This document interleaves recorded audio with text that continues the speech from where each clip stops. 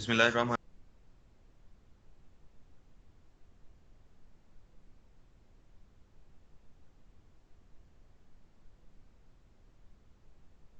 अस्सलाम वालेकुम sir sir. आप हो गया। सर अपना माइक ऑन कर लें प्लीज।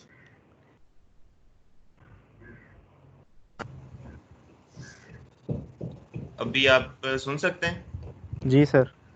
Okay, let's start. आज हम स्टार्ट करेंगे कैपेसिटी के ऊपर। हम देखेंगे कि कैपेसिटी होती क्या है, कैपेसिटी की प्लानिंग कैसे की जाती है, कौन कौन से अल्टरनेटिव्स हैं जो कि जहन में रखे जाते हैं। जनरली स्पीकिंग ये बहुत कॉमन सा टॉपिक है। कैपेसिटी की बात हम करते हैं अपने जनरली बहुत सारे कामों में कि किसी काम को करने के लिए हमारे पास एबिलिटी, स्किल, रिसोर्सेज का होना, उन सब के कम्बिनेशन के साथ हम डिफाइन करते हैं कि एक स्पेसिफिक डिमांड, एक स्पेसिफिक काम, उसको अकम्प्लिश करने के लिए हमारे पास कैपेसिटी कितनी है। या इसको हम डायरेक्टली रिलेट कर सकते हैं डिमांड के साथ कि किसी ऑर्गेनाइजेशन का एक आउटपुट है, उसकी एक डिमांड मार्केट से आती है। उस डिमांड को मीट करने के लिए हमारे पास टेक्नोलॉजिकल रिक्वायरमेंट्स पूरी हैं। अब ये वाली जो कैपेसिटी है, it's not only related to technology but also related to materials, human resources, supply chain elements। ये सारी चीज़ों से मिलके हम एक डिमांड को फुलफिल करते हैं। तो उन सब चीज़ों की अवेलेबिलिटी कितनी है हमारे पास, बॉटलनेक्स हमारी कौन कौन सी हैं, तो उसकी बेस के ऊपर डिफाइन किया जाता है कि हमारे पास कैपेसिटी कितनी है। अभी हम स्टार्ट करते हैं, स्लाइड से साथ साथ हम डिस्कस करते जाएंगे। आपको स्लाइड नज़र आ रही है? जस्ट फीडबैक दे दें मुझे। जी सर नजर आ आ रही है sir. Okay, strategic capacity planning for products and services. थोड़ा सा हम एक जनरल ओवरव्यू लेते हैं। अपने जनरल रूटीन में हम कैपेसिटी कहाँ कहाँ पे ऑब्जर्व करते हैं। कहा जाता है कि एक हॉस्पिटल के अंदर इतने नंबर ऑफ बेड्स की कैपेसिटी है।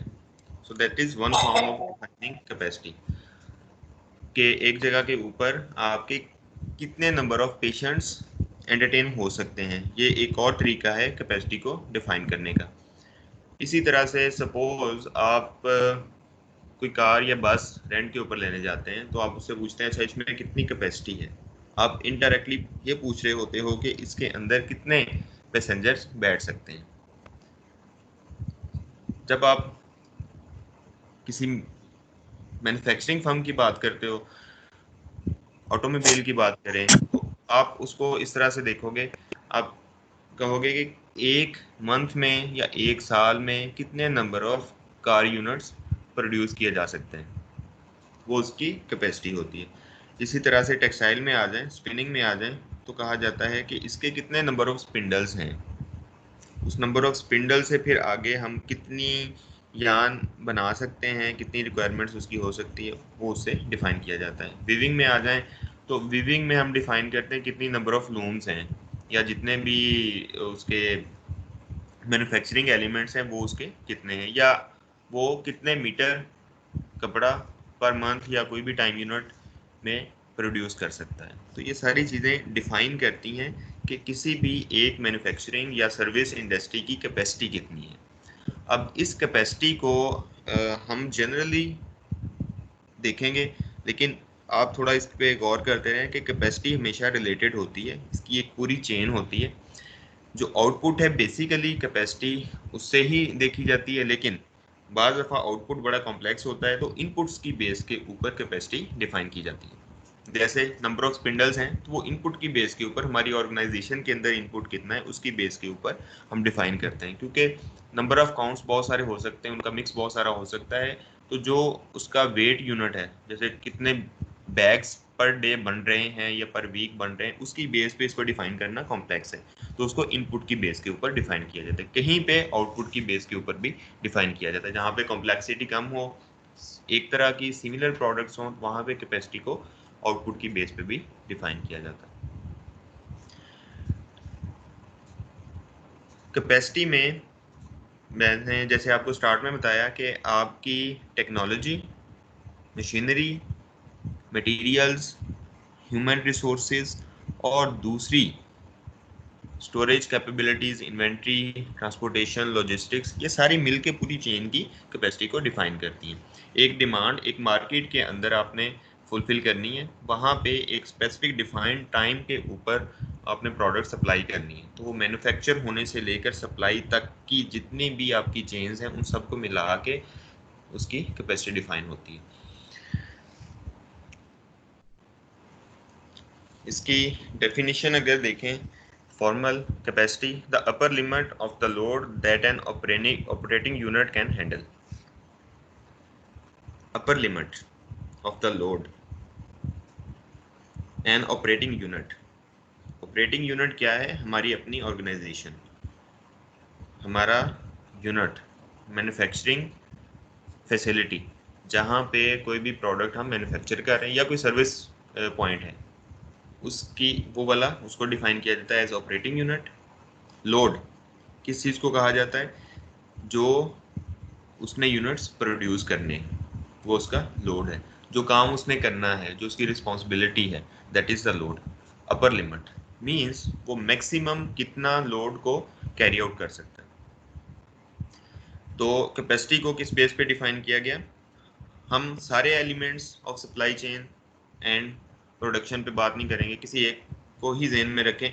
एक मैन्युफैक्चरिंग फर्म है, वहाँ पे जितने नंबर ऑफ स्पिंडल लगे हुए हैं वो कितना यार्न बना सकते हैं, मैक्सिमम कितना बना सकते हैं। फिर मैक्सिमम ही उसकी कैपेसिटी डिफाइन करता है। आमतौर पे कुछ फैक्टर्स को जहन में रखते हुए, जिसमें मेंटेनेंस हो गई, ब्रेकडाउन्स हो गए, या मैक्सिमम स्पीड पे चलाने से ज़्यादा एनर्जी कंजम्पशन होती है, उसको रोकने के लिए हम अपनी मैक्सिमम कैपेसिटी के ऊपर वर्क नहीं करते। लेकिन डिफाइन कैपेसिटी इसके ऊपर की जाती है जो अपर लिमिट है, जितना मैक्सिमम हम अचीव कर सकते हैं किसी भी ऑपरेटिंग यूनिट से, that is known as is capacity. What is capacity planning? To achieve a match between the supply capabilities of an organization and the demand. Plan क्या करना है हमने? हमारे पास रिसोर्सेज हैं, कैपेसिटी है, कैपेसिटी को हमने प्लान इस तरह से करना है, किसी पॉइंट पे हमने इसको इन्हांस करना है या कम करना है, या जो डिमांड की फोरकास्ट है उसमें वेरिएशंस हैं उनको हमने टैकल करना है। हमने डिमांड को मीट करना है अपने रिसोर्सेज के साथ। तो रिसोर्सेज हमने उस हिसाब से प्लान करने हैं जिस तरह से डिमांड है, that is known as capacity planning. तो स्टार्ट फिर कहाँ से होगा ये काम? डिमांड की फोरकास्ट। आप एक स्पेसिफिक सीजन के लिए डिमांड फोरकास्ट करते हो। डिमांड की फोरकास्ट से आपको पता चलता है कि आपकी रिक्वायरमेंट कितनी है। आपको एक सीजन में, एक टाइम ड्यूरेशन में कितने number of units of the product चाहिए, उस हिसाब से आप number of technological units, human resources, materials, वो सारे अरेंज करते हैं। अब इसमें कुछ लॉन्ग टर्म भी होती हैं, कुछ शॉर्ट टर्म भी होती हैं। जैसे कि मशीन्स का लगाना टेक्सटाइल के अंदर देखें तो वो लॉन्ग टर्म होता है कि बहुत पहले से फोरकास्ट करके हम कैपेसिटी को प्लान करते हैं कि हम जिस मार्केट को हिट करने जा रहे हैं या जो कस्टमर हमने डेवलप किए हैं उसकी इतनी की रिक्वायरमेंट है, उस हिसाब से ये मशीनें हमारी काफ़ी होंगी, तो उतनी मशीनें परचेज की जाती हैं। ये स्ट्रेटेजिक डिसीजंस हैं जो कि बिजनेस को स्टार्ट करने से पहले किए जाते हैं। कुछ होती है शॉर्ट टर्म प्लानिंग, जिसमें किसी एक स्पेसिफिक कस्टमर की रिक्वायरमेंट वेरी कर रही है, तो उसकी वेरिएशन से हम उसको कैपेसिटी एलोकेट करते हैं। हमारे ऑलरेडी जो लगे हुए यूनिट्स हैं उसमें हम मशीन्स को चेंज करते हैं, नंबर ऑफ मशीन्स किसी की इंक्रीज कर दी, किसी की डिक्रीज कर दी, तो वो कैपेसिटी की एलोकेशन है। बेसिकली वो कैपेसिटी की प्लानिंग ही हो रही है कि किसी स्पेसिफिक रिक्वायरमेंट को पूरे करने के लिए हमने किस तरह से अपने यूनिट्स को अरेंज किया। कैपेसिटी प्लानिंग हम क्यों करते हैं, थोड़ा सा मैंने आपको ओवरव्यू दिया क्यों रिक्वायर्ड होता है। मेन जो रीजंस हैं, चेंजेस इन डिमांड, एक कस्टमर की डिमांड कभी कम हो रही है, कभी ज़्यादा हो रही है, हमने उसको कैपेसिटी उतनी ही एलोकेट करनी जितनी उसकी डिमांड होगी। अगर वो ज़्यादा डिमांड कर रहा है तो डेफिनेटली उस डिमांड को मीट करने के लिए उतने टाइम फ्रेम के अंदर हमें ज़्यादा नंबर ऑफ मशीन्स और दूसरे रिसोर्सेज उसको एलोकेट करने पड़ेंगे। अगर कम है तो उसको कम करना पड़ेगा, ज़्यादा हम बना के उसको इन्वेंट्री कैरी नहीं करेंगे। चेंजेस इन टेक्नोलॉजी स्ट्रेटेजिक है, कि टेक्नोलॉजी चेंज हो रही है, प्रोडक्ट्स में रिक्वायरमेंट्स जो हैं वो डिफरेंट आ रही हैं, पहले वाली टेक्नोलॉजी आपकी अचीव नहीं कर रही, नई टेक्नोलॉजी उसके वर्सेस मार्केट में अवेलेबल है, तो स्ट्रेटेजिकली आप फिर नए वाली टेक्नोलॉजी की कैपेसिटी इंस्टॉल करोगे। चेंजेस इन एनवायरनमेंट, आपके अराउंड एनवायरनमेंट चेंज हो रहा है, कोई सस्टेनेबिलिटी एनवायरमेंटल फैक्टर्स हैं जो कि उसके अंदर ऐड हो रहे हैं, आपकी प्रीवियस टेक्नोलॉजी या प्रोसेसेस जो हैं वो उसको स्टैंडर्ड्स को मीट करने के लिए नाकाफ़ी हैं, तो फिर आप नई वाली टेक्नोलॉजी, नई वाली कैपेसिटी उसमें इंस्टॉल करते हो। परसीव्ड थ्रेट्स एंड अपॉर्चुनिटीज़, आप अपने बिजनेस के साथ साथ दूसरे कंपेटिटर्स के बिजनेस को भी देख रहे होते हो। मार्केट के अंदर अपनी प्रोडक्ट की डिमांड को मेंटेन करने के लिए आपने कंपेटिटर्स को भी देखना है वो किस तरफ को जा रहे हैं। अगर वो कोई इनोवेशन लेके आ रहे हैं, अपनी प्रोडक्ट्स में कोई वेरिएशन लेके आ रहे हैं जो कि कस्टमर ज़्यादा लाइक कर रहा है, तो that is threat for your own existing product. आपने उस प्रोडक्ट में फिर वो वेरिएशन लेके आनी है, तो वेरिएशन के लिए आपको नई टेक्नोलॉजी, नए रिसोर्सेज, नई कैपेसिटी उसकी चाहिए होगी। या अपॉर्चुनिटीज़, आप देखते हो कि कोई नया बिजनेस स्टार्ट किया जा सकता है, या आप जैसे थ्रेट्स है उसके वर्सेस अपॉर्चुनिटीज़ हैं कि आप कस्टमर को एक नई प्रोडक्ट दे के या एग्जिस्टिंग प्रोडक्ट के अंदर कोई नए फीचर्स ऐड करके आप उसको ज़्यादा यूनिट्स सेल कर सकते हो। तो उसको देखते हुए आप वो कैपेसिटी प्लान करोगे कि ये कैसे बनाई जा सकती है, तो कौन कौन से रिसोर्सेज उसको एलोकेट करनी है। कौन से की क्वेश्चन हैं जो कि कैपेसिटी प्लानिंग के अंदर हम पूछते हैं, जो कि हमारे जहन में आने चाहिए। कुछ बेसिक हैं और कुछ उससे रिलेटेड हैं, दोनों ही ज़रूरी हैं। बेसिक के अंदर what kind of capacity is needed, how much is needed to match demand and when is it needed, कि आपको किस तरह की कैपेसिटी चाहिए। अब इसके अंदर हम एक डिटेल एनालिसिस करें, अगर ज्ञान का अगर ले लें, तो हमें एक कस्टमर रिक्वायर करता है, हमने पीसी ज्ञान चाहिए, इतनी रेशो में चाहिए, ये अकाउंट चाहिए, हम उसके लिए अपने रिसोर्सेज को अरेंज करेंगे।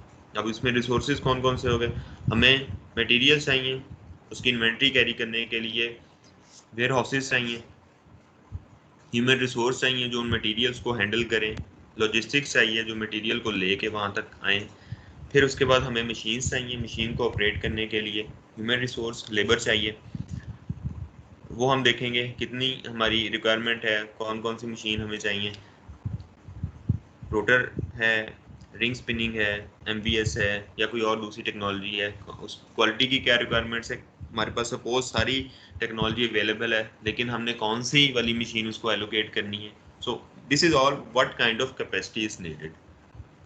यहाँ पे हम ये डिसाइड कर रहे होंगे कि किस तरह की कैपेसिटी चाहिए, and then how much is it needed, कि हमारी डिमांड है कितनी। वो फोरकास्ट या मार्केटिंग ने हमें बताया हुआ है कि इस सीज़न में इस टाइम के ऊपर इतनी हमें डिमांड है, तो उसके मुताबिक हम डिसाइड करेंगे कि हमारी कैपेसिटी की रिक्वायरमेंट कितनी है। पहले हमने डिसाइड कर लिया कि क्या है रिक्वायरमेंट, किस तरह की टेक्नोलॉजी या कैपेसिटी हमें चाहिए, फिर हम डिसाइड करेंगे वो कितनी चाहिए, वो डिमांड के ऊपर होगा, और कब चाहिए वो इसके ऊपर होगा कि हमारे कौन से सीज़न में या किस टाइम के ऊपर हमने अपनी प्रोडक्ट डिलीवर करनी है। ये मेन है कि इससे हमारा काम शुरू हो सकता है। लेकिन बिजनेस के लिए हमें बाकी क्वेश्चन लाजमी पूछने हैं। सबसे पहला कि इसकी कॉस्ट कितनी आएगी, क्योंकि business is for benefit, for profit. अगर कॉस्ट ही इतनी ज़्यादा आ रही है कि आपकी मार्केट आपको नहीं दे पा रही, तो आप उसको प्लान करने नहीं जाओगे। या कॉस्ट का एनालिसिस इसलिए भी ज़रूरी है, आपने अपना बजट देखना है कि मेरे पास इसको मीट करने के लिए बजट अवेलेबल है कि नहीं है, या मैं अरेंज करूँगा तो कैसे करूँगा। What are the potential benefits and risk, आप वो कैपेसिटी इंस्टॉल करते हो तो आपको कौन कौन सा बेनिफिट होगा और उसमें रिस्क कौन से इन्वॉल्व है। जैसे बेनिफिट के अंदर definitely profit is the prime benefit, या आप एक मार्केट के अंदर नई कैपेसिटी की वजह से पेनिट्रेट कर सकते हो, आप वहाँ पे अपनी मोनोपोली कर सकते हो, मार्केट को लीड कर सकते हो। ये बेनिफिट्स हैं वहाँ के कि आपको लॉन्ग टर्म में बहुत सारे उसके फ़ायदे होंगे। रिस्क कौन से हो सकते हैं कि आप नई कैपेसिटी इंस्टॉल करते हो, उससे जो प्रोडक्ट बनती है वो पता नहीं मार्केट के अंदर एक्सेप्टेबल होगी या नहीं होगी, तो वो सारी की सारी कैपेसिटी किधर जाएगी। आपने जो ऑलरेडी प्लान किया हुआ है वो सारे रिसोर्सेज वेस्ट में चले जाएंगे, तो फिर आपने उसको क्या करना है। तो ये सारे क्वेश्चन पूछे जाते हैं, इसका एनालिसिस किया जाता है कि बेनिफिट्स कौन से हो सकते हैं, रिस्क उसमें कौन से इन्वॉल्व हो सकते हैं, क्या उन रिस्क को टैकल करने के लिए हमारे पास ऑलरेडी अल्टरनेटिव्स मौजूद हैं या नहीं। इन सबको देखते हुए फिर आगे चला जाता है। आर देयर सस्टेनेबिलिटी इश्यूज, हम नई कैपेसिटी इंस्टॉल करने जा रहे हैं, हमारे पास न्यू प्रोडक्ट्स के मैन्युफैक्चर होने जा रही हैं, तो उन मशीन्स रिसोर्सेज या मटेरियल्स जो हमने लेने हैं, क्या वो ऐसे तो नहीं है जो कि एनवायरनमेंट को, ह्यूमन हेल्थ को मुतासर कर रहे हो, जिससे कि हमारे जो नेचुरल रिसोर्सेज हैं उनके ऊपर कोई इम्पैक्ट आ रहा हो। तो ये इन चीज़ों का एनालिसिस किया जाता है। Should capacity be changed all at once और थ्रू सेवरल स्मॉलर चेंजेस, क्या हमने जो कैपेसिटी है वो सारी की सारी वंस फॉर ऑल सारी चेंज कर देनी है, या कि हम आहिस्ता आहिस्ता उसको पुरानी को निकालते जाएंगे और नई वाली को इंस्टॉल करते जाएंगे। समटाइम्स होता है कि एक रेस्टोरेंट है, वो कहता है कि मैंने टोटली अब न्यू मेन्यू देना है, तो सारी की सारी कैपेसिटी उसके अकॉर्डिंग चेंज करेगा। पहले वो एक ढाबा था, अब वो बड़े रेस्टोरेंट में कन्वर्ट हुआ, तो फ़ौरन से वो चेंज लेके आ रहा है। या आहिस्ता आहिस्ता वो कहता है कि मेरे पास कुछ मेन्यूज़ थे, अब मैं उसके अंदर कुछ और मेन्यूज़ भी ऐड करता हूँ, तो उसके मुताबिक वो अपने रिसोर्सेज को अरेंज करेगा। Can the supply chain handle the necessary changes, जब हम अपने आउटपुट की बेस के ऊपर ये डिसाइड कर रहे हैं कि हमने कैपेसिटी कौन कौन सी इंस्टॉल करनी है, तो उसकी सारी सप्लाई चेन क्या उसको हैंडल कर लेगी, क्योंकि capacity is not only related to material, technology and human, इसमें पूरी सप्लाई चेन इन्वॉल्व है जो कि बॉटलनेक्स बन सकती है। किसी जगह पे आपको ट्रांसपोर्टेशन का इशू आ सकता है, कोई मटेरियल्स आप ऐसे सिलेक्ट कर लेते हो जो कि ऑफशोर हैं, आउटसोर्स आपको करने पड़ रहे हैं, तो वहाँ से जाते हुए लेके आते हुए आपको टाइम कितना लग सकता है, क्या ये सारे जो सप्लाई चेन के फैक्टर हैं आपको अपनी डिमांड को मीट करने के लिए अवेलेबल होंगे, या इसमें कोई बॉटलनेक्स भी बनेगी, वो सारे एनालाइज किया जाता है। मेजरिंग कैपेसिटी, कैपेसिटी स्टार्ट में मैंने आपको बताया दो तरह से मेयर की जा सकती है, नंबर ऑफ आउटपुट्स के ऊपर या नंबर ऑफ इनपुट्स के ऊपर। कहीं पे आउटपुट की बेस के ऊपर डिसाइड करना, कैपेसिटी को मेयर करना आसान होता है या ज़्यादा इफेक्टिव होता है, और कहीं पे इनपुट्स की बेस के ऊपर उसको मेयर करना इफेक्टिव होता है। आउटपुट जो उसकी सर्विस है, जो उसकी प्रोडक्ट है, नंबर ऑफ यूनिट्स हैं, number of bags per day, number of metres per day of the fabric, ये इसका आउटपुट है। आउटपुट की बेस के ऊपर आप डिफाइन कर लें, या इनपुट कितने नंबर ऑफ स्पिंडल्स हैं, कितनी नंबर ऑफ लूम्स हैं। तो आम तौर पे इसका क्राइटेरिया ये रखा जाता है कि जहाँ पे सिंगल प्रोडक्ट मैन्युफैक्चरिंग हो, वहाँ पे नंबर ऑफ आउटपुट की बेस के ऊपर डिफाइन करना ज़्यादा इफेक्टिव होता है, ज़्यादा कंसिडरेबल होता है उस, क्योंकि पीछे सारा बेसिक प्रोसेस चल रहा होता है। लेकिन जहाँ पे वेरिएशन बहुत ज़्यादा हो, वहाँ पे प्रोसेस के अंदर भी वेरिएशन बहुत ज़्यादा होती है, तो फिर नंबर ऑफ टेक्नोलॉजिकल यूनिट्स जो कि बेसिकली आपकी प्रोडक्ट को प्रोड्यूस कर रहे होते हैं उसकी बेस पे डिफाइन किया जाता है। जैसे hospital capacity number of beds की बेस पे डिफाइन की जाती है, उसमें इस पे नहीं डिफाइन किया जाता कि कितने पेशेंट्स क्योर हुए हैं, कितनों की रिकवरी हुई है, इसकी बेस पे डिफाइन नहीं करते, सिर्फ नंबर ऑफ बेड्स। अब नंबर ऑफ बेड्स के साथ बहुत सारी चीज़ें रिलेटेड हैं, जो वहाँ पे वेंटिलेटर्स हैं, ऑक्सीजन की फैसिलिटी है, या डॉक्टर्स के साथ में अवेलेबिलिटी है, मेडिसिन इतनी अवेलेबल है, तो वो सारी उसकी बेस पे एक पूरा बैकग्राउंड उस पर डिफाइन होता है। लेकिन नंबर ऑफ बेड्स सिर्फ बताए जाते हैं, नंबर ऑफ पेशेंट्स नहीं बताए जाते हैं, क्योंकि नंबर ऑफ पेशेंट बहुत टाइप के होते हैं, बहुत तरह की डिजीज़ हैं, तो यू कांट डिफाइन के एक स्पेसिफिक पैटर्न है जिसकी बेस के ऊपर वो रिकवर होके जा रहे हैं, कब कोई पहले हो रहा है, कोई ज़्यादा हो रहा है, तो इसके आउटपुट की बेस के ऊपर डिफाइन नहीं किया जा सकता है कि इसकी कैपेसिटी कितनी। Number of machine hours in factory, हाँ कहीं पे बहुत ज़्यादा मिक्स है प्रोडक्ट्स का, डिफरेंट टाइप की बन रही हैं, तो वहाँ पे number of machine hours define कर दिए जाते हैं कि इसकी मैथमेटिकल कैलकुलेशन होती है नंबर ऑफ मशीन आवर्स की। आप जैसे ये एक मशीन को समझ लें कि एक दिन के अंदर एक मशीन कितने घंटे चलती, उसकी बेस के ऊपर उसकी कैपेसिटी डिफाइन कर दी जाती है। नंबर ऑफ सीट्स इन बस, जैसे आपको बताया ये बहुत सिंपल और स्ट्रेट फॉरवर्ड है कि एक बस के अंदर कितनी सीटें हैं, तो उतने ही पैसेंजर बैठ सकेंगे। हाँ कभी होता है कि आप उसमें एडजस्ट करके कोई कम या ज़्यादा कर दें, कोई खड़े हो जाएं, तो दैट्स अनदर थिंग। लेकिन इनपुट की बेस के ऊपर उसको हम नंबर ऑफ सीट से डिफाइन कर देंगे। जब भी हम मेयर करते हैं, no single measure of capacity is appropriate for all situation, it must be tailored to the situations. तो जिस सिचुएशन होगी उसकी बेस के ऊपर हम देखेंगे कि इनपुट हमने देखना है या आउटपुट देखना है उसकी कैपेसिटी को मेयर करने के लिए। कुछ एग्जांपल्स हैं, आप 1-2 मिनट लें, इसमें देखें बिजनेस कौन कौन सा है, उसके इनपुट कौन से, आउटपुट कौन से। थोड़ा ज़हन के अंदर सोचें कि इनपुट से इसकी कैपेसिटी डिफाइन करना आसान है या आउटपुट से उसकी कैपेसिटी डिफाइन करना आसान है। Just take 2 minutes to read this.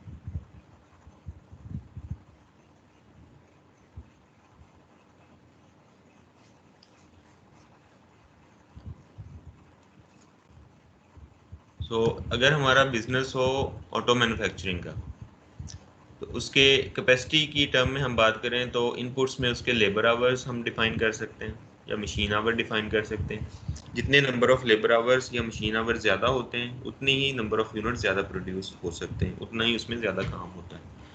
या आउटपुट की बेस के ऊपर हम कैपेसिटी डिफाइन करेंगे तो उसमें कार यूनिट्स पर शिफ्ट या पर डे कितने प्रोड्यूस हुए हैं।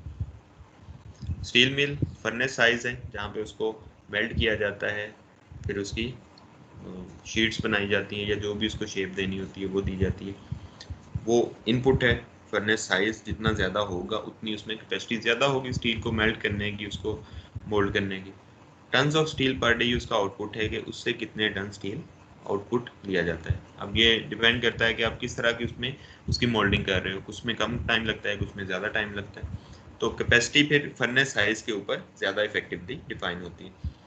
ऑयल रिफाइनरी में रिफाइनरी का साइज है या gallon of fuel per day, ये इसका आउटपुट है, उसकी बेस पे कैपेसिटी डिफाइन कर लें। फार्मिंग में number of acres, number of cause, ये और भी इसमें आ सकती हैं कि आप फार्मिंग कर रहे हो तो उसमें आप इनपुट्स क्या दे रहे हो। आउटपुट में बशल्स ऑफ ग्रेन पर एकड़ पर ये है या gallons of milk per day. अगर आप एकर्स की बात करते हो तो उसके अंदर कोई अपने ग्रेन्स उगाए हैं, गंदम है, आपकी वेट है या जो भी है। बुशल एक यूनिट है, जैसे गैलन एक यूनिट है उसका वेट का या उसको मेयर करने का, इससे बुशल्स भी एक यूनिट है। मुझे अब एग्जैक्टली याद नहीं है कितने टन्स के इक्वल या गैलन्स के इक्वल होता है, लेकिन ये उसका एक मेयर करने का यूनिट है। तो वो एक साल में या जितना भी टाइम फ्रेम है उसके अंदर कितने वो रिड्यूस करता है, दैट इज इट्स आउटपुट। तो उसकी बेस पे उसकी कैपेसिटी डिफाइन की जा सकती है। रेस्टोरेंट के अंदर इनपुट आप देते हो टेबल्स, सिटिंग कैपेसिटी, ये आपके इनपुट हैं। आउटपुट के ऊपर आपका एक दिन के अंदर आप कितने मील्स डिलीवर करते हो।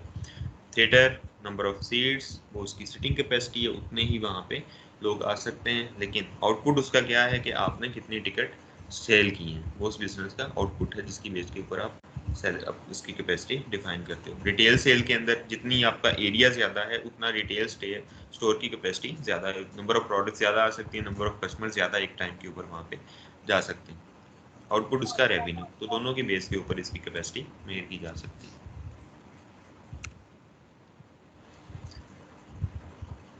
कैपेसिटी की डेफिनेशन में आए तो दो तरह की कैपेसिटी होती है, design and effective capacity, and then we will see what is actual output. Design capacity क्या है? The maximum design service capacity or output rate. It is maximum rate of output under ideal conditions. Means जब हमने machine की बात करें अगर, तो machine को मैक्सिमम उसके आउटपुट के ऊपर अगर चलाएं तो वो कितना आउटपुट दे सकती है। उसमें हम ये कंसिडर नहीं कर रहे कि मशीन में ब्रेक डाउन आ रहा है या उसकी मेंटेनेंस आ रही है या उसको कभी बंद करके हमें काउंट चेंज करना है या उसमें प्रोडक्ट की वेरिएशन है, मोल्डिंग चेंज करनी है कुछ, वो सारी चीज़ें हम कंसिडर नहीं कर रहे। हम सिर्फ उसके डिज़ाइन के ऊपर जा रहे हैं कि उसका डिज़ाइन अगर मैक्सिमम रन करे तो कितना आउटपुट दे सकता है। That is the design capacity.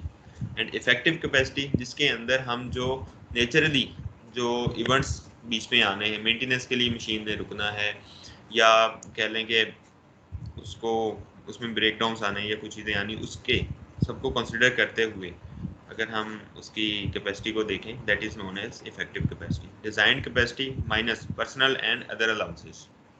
अब ये अलाउंसेस कौन कौन से हैं? चेंजिंग प्रोडक्ट, काउंट चेंज करना है तो मशीन को रोकना पड़ता है। आपने फैब्रिक है तो उसमें आप उस फैब्रिक की क्वालिटी चेंज करनी है तो लूम को रोकना पड़ेगा। उसके अंदर ड्राइंग इन करनी है तो उसको रोकना पड़ेगा। नोटिंग या जो भी चेंज आपने लानी है तो वहाँ पे मशीन रुकेगी। इक्विपमेंट मेंटेनेंस, स्केड्यूल्ड मेंटेनेंस होती हैं, कितने टाइम के बाद इसको कौन कौन से पार्ट्स को हमने चेंज करना है, कौन से वाले को ग्राइंड करना है and so on. Her machine के अंदर उसकी मेंटेनेंस होती है, तो उसके लिए मशीन को रोकना कितना टाइम उसमें लगता है, उसको उसके जो डिज़ाइन कैपेसिटी उसमें से निकाल दें।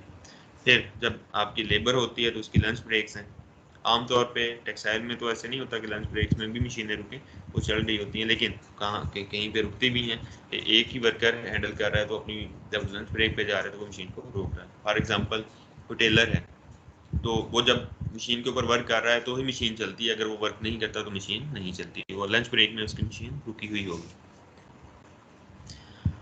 स्केड्यूलिंग एंड बैलेंसिंग प्रॉब्लम्स, जब आप के पास बहुत सारी प्रोडक्शन के स्केड्यूल्स हैं, आप उसको प्लान अभी कर रहे हो तो हो सकता है मशीन बीच में रुकें। तो ये सारी वो रीजंस हैं जिसकी वजह से मशीन अपनी डिज़ाइन कैपेसिटी के ऊपर नहीं चलती। इन रीजंस को कंसिडर किया जाता है और इफेक्टिव कैपेसिटी को मेजर किया जाता है। अब इफेक्टिव कैपेसिटी डिज़ाइन कैपेसिटी के करीब ले जाने की कोशिश की जाती है, ताकि किस तरह से कि जो अलाउंसेस हम दे रहे हैं वो कम से कम हों, जो हमारे प्लान के अंदर एक्टिविटीज़ आ रही हैं जिनकी वजह से मशीन ने रुकना है वो कम से कम, वो वाली अलाउंसेस हम मिनिमम रखें। And then come actual output, वो इफेक्टिव कैपेसिटी से भी कम होता है। क्यों? कुछ रैंडम चीज़ें होती हैं, मशीन ब्रेकडाउन आ गया, पावर फेलियर आ गया, एब्सेंटिज्म, कोई वर्कर आया नहीं है, मटेरियल शॉर्ट हो गया है या क्वालिटी के प्रॉब्लम्स आ रहे हैं, कोई डिफेक्टिव पीस बन रहे हैं, तो ये रैंडम चीज़ें हैं जो कि उसमें आती हैं। इफेक्टिव कैपेसिटी से एक्चुअल आउटपुट इसलिए कम होता है। सो तीन बेसिक टर्म्स हैं, तीनों इंपॉर्टेंट है। डिज़ाइन कैपेसिटी, मशीन को हमने मैक्सिमम किस लिमिट के ऊपर डिज़ाइन किया है।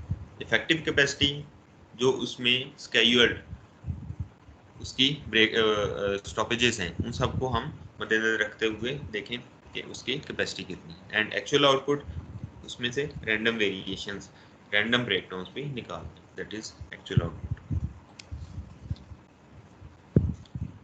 अब इनकी बेस के ऊपर हम एफिशिएंसी और यूटिलाइजेशन कैलकुलेट करते हैं। एफिशिएंसी हमेशा उस बेस पे कैलकुलेट की जाती है जो कि आपकी इफेक्टिव कैपेसिटी, जितना आपका एक्चुअल आउटपुट है उसको कंपेयर करें इफेक्टिव कैपेसिटी के साथ, दैट इज़ योर एफिशिएंसी। जो रैंडमनेस है उसको आप जितना अच्छा कंट्रोल कर लेंगे उतनी आपकी एफिशिएंसी ज़्यादा हो जाएगी। देन कम यूटिलाइजेशन, वो एक्चुअल आउटपुट का डिज़ाइन कैपेसिटी के साथ कंपैरिजन। आप जितनी स्केड्यूल्ड मेंटेनेंस या स्केड्यूल स्टॉपेजेस हैं उनको कंट्रोल कर लेंगे, उतनी आपकी टेक्नोलॉजी की या कैपेसिटी की यूटिलाइजेशन ज़्यादा होगी।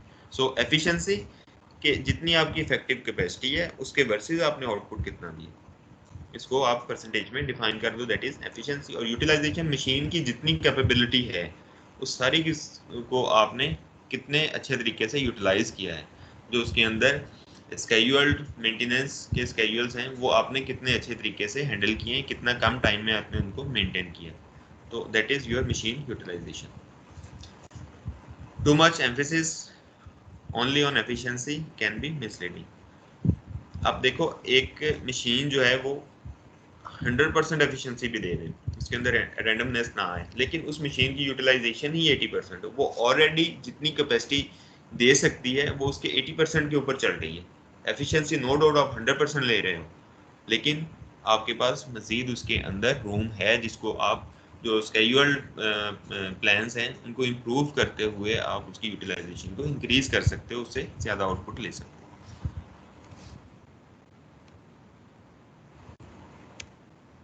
ये एक बड़ा सिंपल सा न्यूमेरिकल प्रॉब्लम है जिसमें डिज़ाइन कैपेसिटी बताई है, इफेक्टिव कैपेसिटी और एक्चुअल आउटपुट बताया। इससे कैलकुलेशन की है तो एफिशिएंसी 90% आती है और utilisation 72%।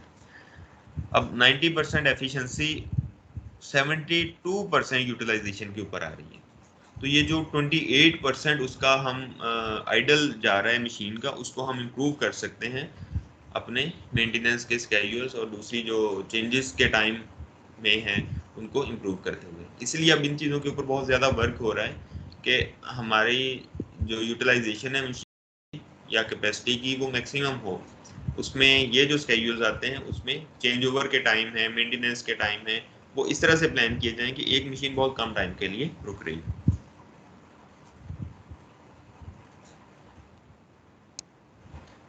The key to improve capacity utilization is to improve effective capacity. जितनी इफेक्टिव कैपेसिटी हम ज़्यादा कर लेंगे उतनी ही हमारी जो कैपेसिटी की यूटिलाइजेशन है वो इम्प्रूव हो जाएगी।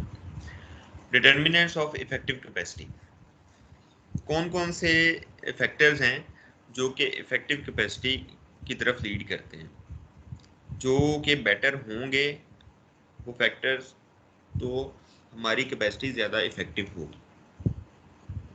फैसिलिटीज़ या जो हमारे वेयर हाउसेज हैं या मशीन जहाँ पे लगी हुई हैं वो यूनिट्स हैं, वो दोज फैसिलिटीज़ उनका डिज़ाइन किस तरह का है, फिजिबल डिज़ाइन है वो, उसका लेआउट्स वो उसके ऊपर इफेक्ट करते हैं उसकी इफेक्टिव कैपेसिटी के ऊपर। लोकेशन कहाँ पे वो मौजूद हैं, उसका लेआउट क्या है, मशीनें किस तरह से अरेंज की हुई हैं और उसका इन्वायरमेंट किस तरह का है, तो ये सारी चीज़ें उसकी जो मेंटेनेंस है या जो स्केड्यूल्ड प्रोग्राम्स हैं उनके ऊपर इफेक्ट करती हैं। अगर डिज़ाइन अच्छा हो तो आपकी जो सपोज मेंटेनेंस को हम स्केड्यूल प्रोग्राम ले लें तो मेंटेनेंस आपको कम से कम करनी पड़ेगी, तो इफेक्टिव कैपेसिटी इंक्रीज कर जाएगी। लोकेशन इस तरह की हो जहाँ पे सपोज मेंटेनेंस के टाइम पे आपको जो मटेरियल्स चाहिए, आपको यूजुअली जो हमारी मैकेनिकल मशीनरी होती है उसमें आपको ग्रीस चाहिए, ऑयल चाहिए, ग्राइंडिंग के लिए मशीनरी चाहिए, तो वो ये सारे इक्विपमेंट की अवेलेबिलिटी आपको करीब हो, या कह लें कि अच्छे टाइमली आपको सारी चीज़ें अवेलेबल हों, तो लोकेशन इस तरह से इसके ऊपर इफेक्ट करती है। तो ये सारी चीज़ें होंगी तो आपका मेंटेनेंस का टाइम कम लग रहा होगा। जब मेंटेनेंस का टाइम कम होगा तो आपकी जो स्टॉपेजेस हैं, जो स्केड्यूल्ड स्टॉपेजेस हैं वो कम होंगे और आपकी कैपेसिटी ज़्यादा इफेक्टिव होगी, उसकी परसेंटेज ज़्यादा आएगी। इस तरह से लेआउट है कि आप मशीन्स को सीक्वेंस किस तरह से देते हो या जो वर्क प्रोसेस का सीक्वेंस है वो किस तरह का है, तो वो जितना आपका एफिशिएंट होगा उतनी ही आपकी इफेक्टिव कैपेसिटी जो है वो बेटर होगी। इसी तरह से इन्वायरमेंट है कि आप की प्रोडक्ट के लिए जो इन्वायरमेंट है वो किस तरह का है, आपकी मशीन के लिए इन्वायरमेंट सूटेबल है या नहीं है। Environment will create problems in machine, अगर वो ठीक नहीं है तो आपको उसकी मेंटेनेंस के लिए ज़्यादा स्केड्यूल बनाने पड़ेंगे, थोड़े टाइम में ज़्यादा टाइम उसकी मेंटेनेंस करनी पड़ेगी। तो डिपेंड करता है कि एनवायरनमेंट फिजिबल है according to your technological and material requirements है तो आपकी कैपेसिटी ज़्यादा इफेक्टिव होगी, आपको उसके स्टॉपेज कम देने पड़ेंगे। इस पे भी डिपेंड करता है कि आपकी प्रोडक्ट या सर्विस किस टाइप की है, सिंगल टाइप है, मिक्स है उसके अंदर, तो डेफिनेटली मिक्स होगा तो आपको जो उसमें वेरिएशंस हैं, उसमें चेंज ओवर्स हैं, वो आपको ज़्यादा फ्रीक्वेंट करने पड़ेंगे, तो उसमें स्टॉपेजेस ज़्यादा आ रहे हैं। प्रोसेस के अंदर आपकी quantity capabilities and quality capabilities हैं, ये इफेक्ट करती हैं कि आप कितनी क्वांटिटी बना सकते हो। वो कैपेसिटी के ऊपर आपकी क्वांटिटी किस तरह से इफेक्ट करती है। आप बहुत ज़्यादा क्वांटिटी बनाते हो तो एक ही तरह का प्रोसेस है, स्टॉपेजेस उसमें कम आते हैं, मशीन एफिशिएंटली वर्क करती है। इस तरह से क्वालिटी, आप किस तरह की क्वालिटी देना चाहते हो। आपकी क्वालिटी के पैरामीटर्स हाई हैं तो उसमें डिफेक्टिव पीसेस भी बनेंगे, उनकी ट्रबल शूटिंग के लिए फिर आपको मशीन रोकनी पड़ेगी, तो वहाँ पे आपकी इफेक्टिव कैपेसिटी कम होगी। तो इस प्रोसेस के अंदर ये चीज़ें उस पर इफेक्ट करती हैं। बाकी ये वाले ह्यूमन फैक्टर्स हैं, कुछ ऑपरेशनल हैं, कुछ एक्सटर्नल फैक्टर्स हैं। जस्ट गो थ्रू देम और खुद से अंडरस्टैंड करने की कोशिश करें कि ये किस तरह से आपकी कैपेसिटी के ऊपर इफेक्ट करते हैं। इसकी डिटेल है बुक के अंदर, इन सब फैक्टर्स को डिटेल से लिखा हुआ है किस तरह से उस पर इफेक्ट करते हैं।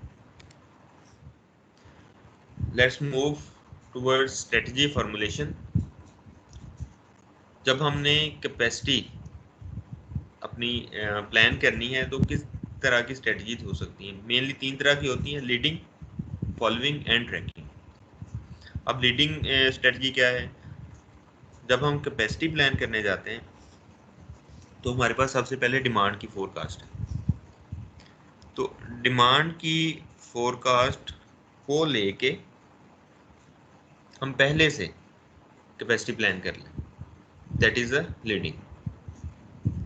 या हमारे पास शॉर्टेजेस आ रही हैं, या हमें लगता है कि डिमांड बढ़ गई है, हमारी कैपेसिटी अब उसको मीट नहीं कर पा रही, या कह लें कि डिमांड कम हो रही, हम ओवर कैपेसिटी पे चल रहे हैं, तो उस वक्त फिर चेंजेस करना, दैट इज फॉलोइंग। फोरकास्ट के ऊपर पहले से लेके करना, दैट इज लीडिंग। आपकी डिमांड की वेरिएशंस आ गई हैं फिर आप करो, that is following. Tracking, that is also following. लेकिन होती किस तरह से है ट्रैकिंग, कि आप इंक्रीमेंटल करते हो, थोड़ा थोड़ा सा करते हो, थोड़ी सी वेरिएशन आई आपने उतनी सी चेंज कर ली। ट्रेंड को आपने नहीं देखा कि अब ये वेरिएशन आ रही है तो कल तक वेरिएशन इतनी ज़्यादा हो जाएगी, जितनी वेरिएशन हुई है उतनी आपने कैपेसिटी चेंज कर ली, दैट इज ट्रैकिंग। कि आप डिमांड को ट्रैक करते जा रहे हो और साथ साथ अपनी कैपेसिटी में चेंजेस करते जा रहे हो। सर यहाँ पर भी आप रेयर एग्जाम्पल दे सकते हैं। आपकी आवाज़ बड़ी कम आ रही, रिपीट करते हैं।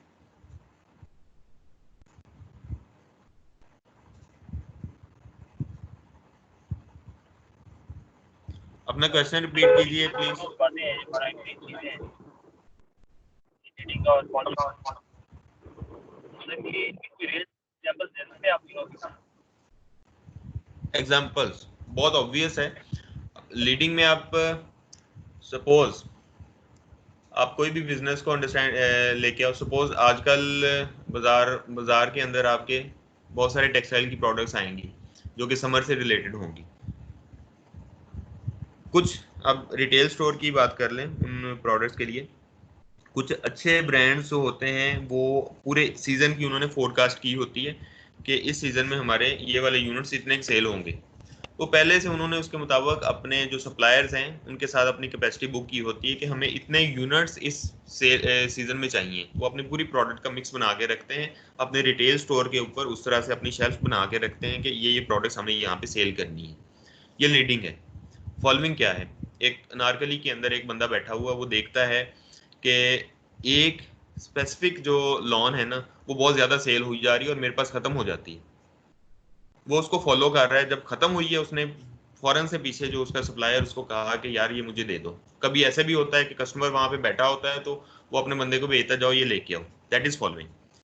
ट्रैकिंग वो फॉलोइंग की ही एक स्ट्रेटजी है कि आप थोड़ा थोड़ा सा, जैसे मैंने कहा उसने बंदा भेजा है, दैट इज ट्रैकिंग। जितनी सी उसके बाद खत्म हुई उतना सा उसने वहां पे अपनी कैपेसिटी इनहांस कर ली, वहां से उसने अपने रिसोर्स को कह दिया कि मुझे ये वाला दे दो। तो ये बड़ी इसमें कह लें कि और भी बहुत सारी एग्जांपल्स हो सकती है। आप रेस्टोरेंट में ले सकते हो कि कुछ रेस्टोरेंट्स होते हैं जो जिन्होंने अपनी पूरी इसके ऊपर डिस्ट्रीब्यूशन बनाई होती है, उनको पता होता है कौन सा मेन्यू कितना सेल होगा। कुछ हैं जो कि वहाँ पे ऑन द टाइम कर रहे होते हैं, अच्छा ये वाली दाल अब खत्म हो रही है तो इसको दोबारा से बना लें, दैट इज फॉलोइंग। अंडरस्टैंड हुआ आपको? जी सर, बताइए।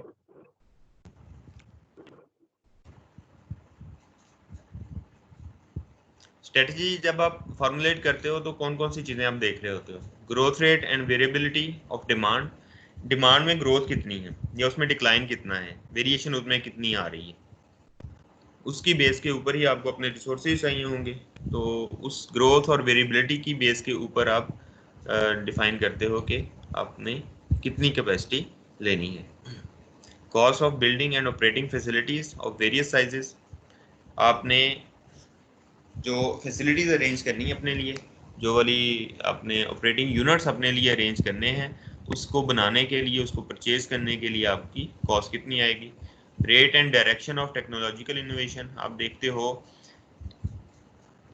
एक प्रोडक्ट की टेक्नोलॉजी में चेंज आ रही है। अभी जैसे पिछले दिनों एक लेक्चर भी हुआ था एमबीएस के ऊपर, तो काफ़ी डिटेल डिस्कशन हुई थी उनके साथ कि अब अगर रिंग को एमबीएस रिप्लेस करना चाहे तो क्या बहुत जल्दी कर दी, सपोज वही वाली क्वालिटी अगर अचीव कर लें तो वो उसका जो इनोवेशन है उसका रेट और डायरेक्शन ये उसमें इम्पोर्टेंट है।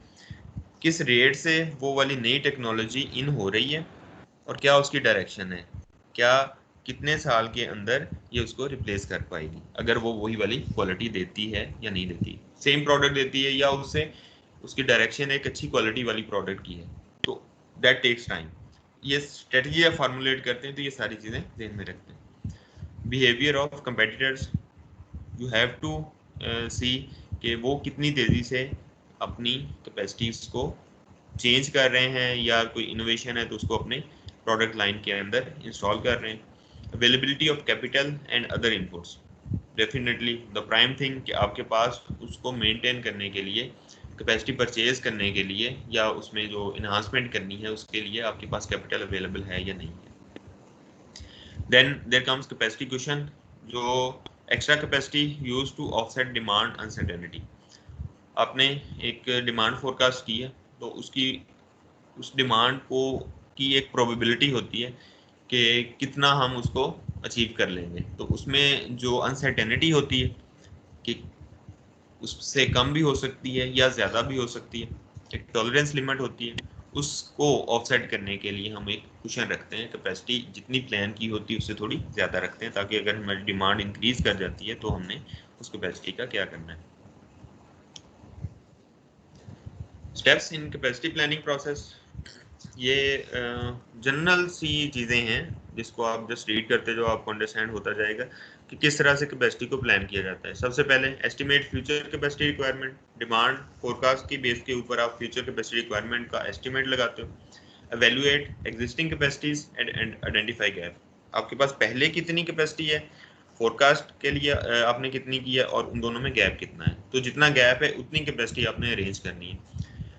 फिर जब आपको पता है कि इतना गैप आ गया है, then identify alternatives to meet requirement, जो वो प्रोडक्ट की रिक्वायरमेंट्स हैं उसको आपने किस तरह से मीट करना है, कौन से रिसोर्सेज के अल्टरनेटिव आपके पास अवेलेबल है, आपके पास सप्लायर कौन से अवेलेबल हैं, आपके पास लॉजिस्टिक्स की क्या ऑप्शन है, मटेरियल्स की क्या ऑप्शंस हैं, कौन कौन सी मशीन्स हैं जो कि रिक्वायर्ड डिमांड को पूरा कर सकती हैं, तो ये सारे अल्टरनेटिव आप आइडेंटिफाई करते हो। Then conduct financial analysis of each alternative, आप देखते हो कि सेम क्वालिटी डिफरेंट कैपेसिटीज से पूरी की जा सकती है तो उनमें से कॉस्ट किसकी कम है। असेस की क्वालिटेटिव इश्यूज फॉर अल्टरनेटिव्स, तो कॉस्ट और क्वालिटी दोनों को असेस किया जाता है। सपोज सेम क्वालिटी हो तो कम कॉस्ट वाला सिलेक्ट करना सबसे प्राइम ऑप्शन है, लेकिन अगर आपको क्वालिटी के ऊपर कॉम्प्रोमाइज़ करके कम कॉस्ट वाला करना पड़ेगा तो आप देखते हो कि आप क्वालिटी का कहाँ तक कॉम्प्रोमाइज़ कर सकते हो। Select the best alternative in long term perspective, तो उन दोनों की बेस के ऊपर कि आपको कॉस्ट और कैपेसिटी और उस ड्यूरेबिलिटी कौन से वाले अल्टरनेटिव देता है, तो वो आप उसकी बेस के ऊपर सेलेक्ट कर लेते हैं। इम्प्लीमेंट द सिलेक्टेड अल्टरनेटिव, उसको फिर इम्प्लीमेंट कर लें, परचेज कर लें, लगा लें, उसको सप्लाई चेन के अंदर ले आएँ एंड मॉनिटर द रिजल्ट्स, तो जो उससे आउटपुट आया उसको आप मॉनिटर करें। कुछ फोरकास्टिंग कैपेसिटी रिक्वायरमेंट्स, कुछ लॉन्ग टर्म कंसिडरेशन होती हैं, कुछ शॉर्ट टर्म होती है। लॉन्ग टर्म में आपने जब कैपेसिटी को फोरकास्ट करना है तो कौन कौन सी चीज़ें कंसिडर करनी है।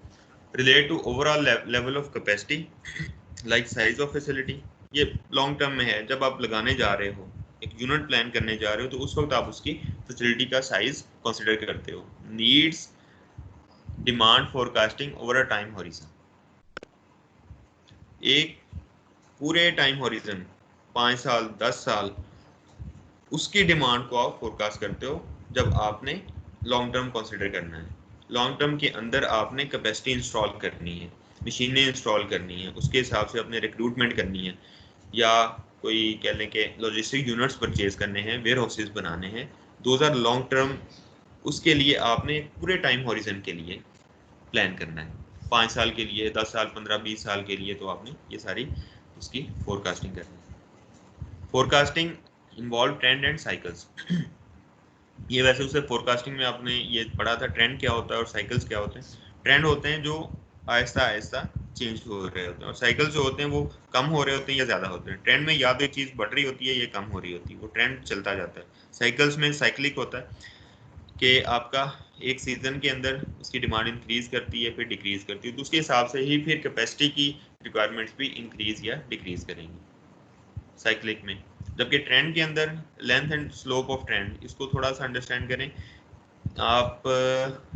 फोरकास्ट वाले के अंदर एक बार देखिएगा, वहां पे ट्रेंड का एक ग्राफ बना हुआ है, उसमें एक स्पेसिफिक लेंथ ऑफ टाइम उसके लिए वो एक स्पेसिफिक स्लोप के साथ इंक्रीज करता है या डिक्रीज करता है।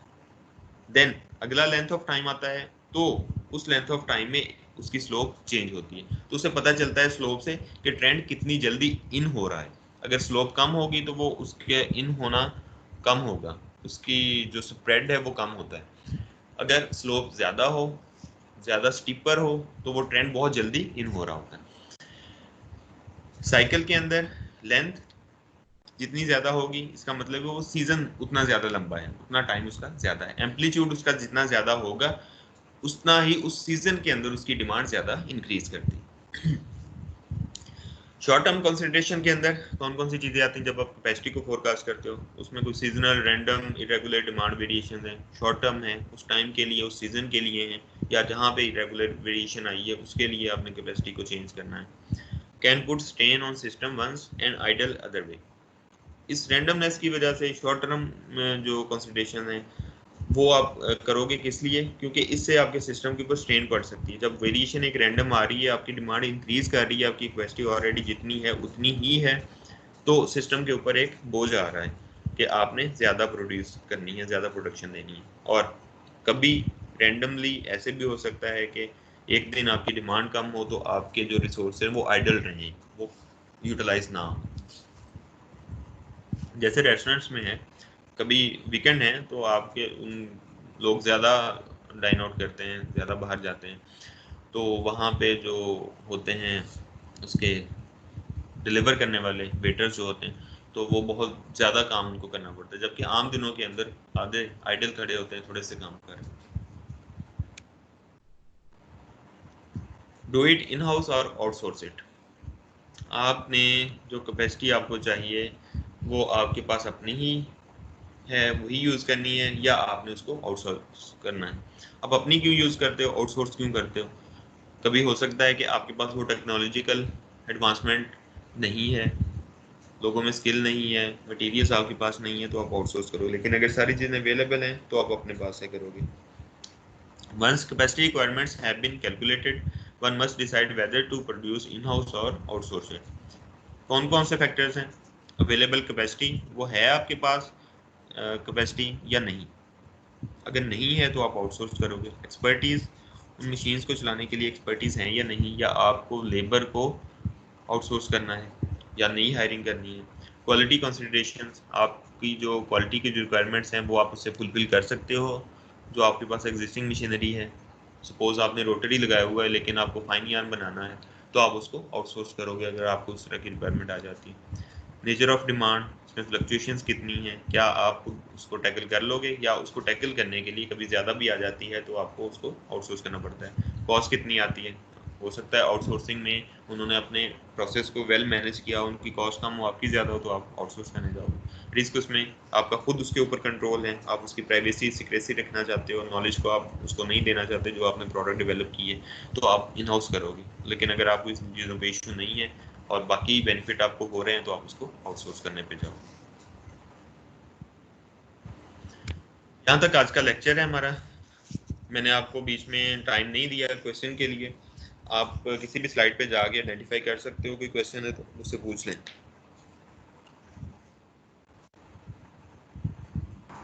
सर स्लाइड कर दें गूगल क्लासरूम पे।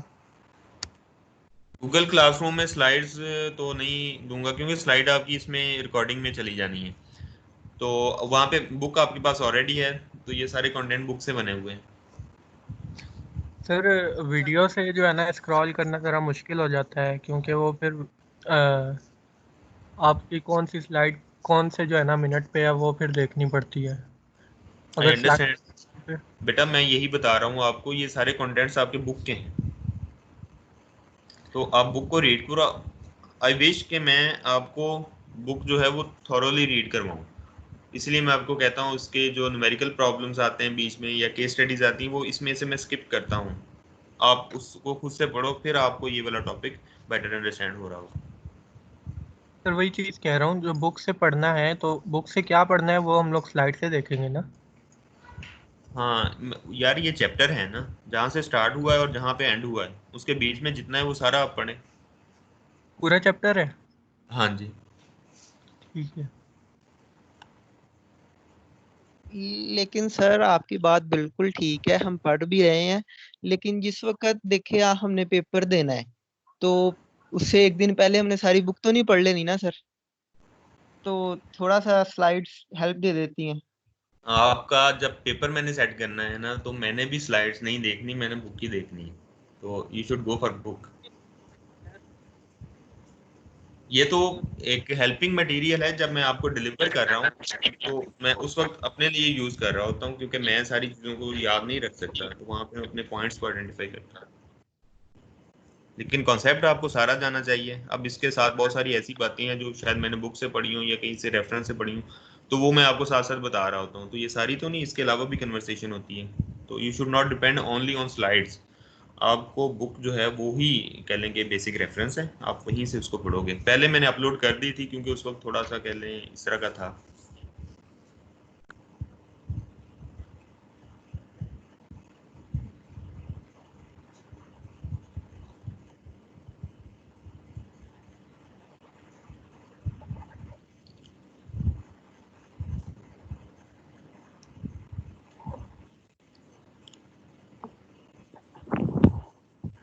जी, any other question related to subject?